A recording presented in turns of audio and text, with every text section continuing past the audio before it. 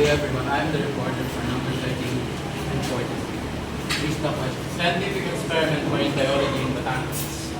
Problem is a marine biology student at a university in Batangas is studying the effects of temperature on the metabolism of the clownfish.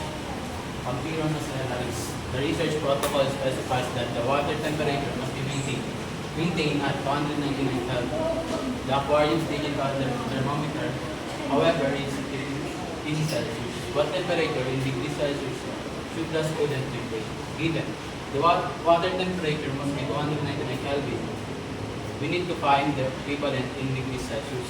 The formula we use is degrees Celsius equals Kelvin minus 273.50. Use the solution of degrees Celsius equal to 299 Kelvin minus 273.15 is equivalent to 25.85 degrees Celsius or 26 degrees Celsius. The student should maintain the aquarium at 26 degrees Celsius. Number 14. Storage condition. Preserving mangoes for export. Problem. A mango from in Zambales is preparing a shipment of Carabao mangoes for export. The cold storage guidelines require the mangoes to be kept between 12 degrees Celsius and 13 degrees Celsius to prevent premature ripening.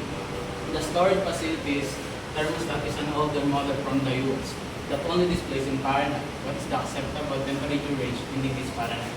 The given is temperature range is equivalent to 12 degrees Celsius to 13 degrees Celsius. We need to convert to Fahrenheit, degrees Fahrenheit. The formula we use is degrees Fahrenheit equal to 9/5 times degrees Celsius plus 32.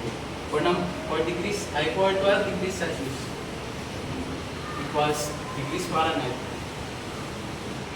For 12 degrees Celsius, use the formula of degrees Fahrenheit is equals to 9/5 times 12 plus 32.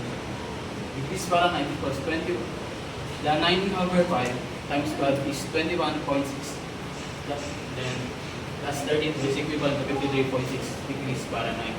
Then for 13 degrees Celsius, degrees Fahrenheit equals 9/5 times.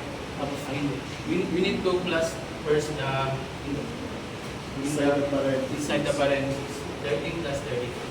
So we get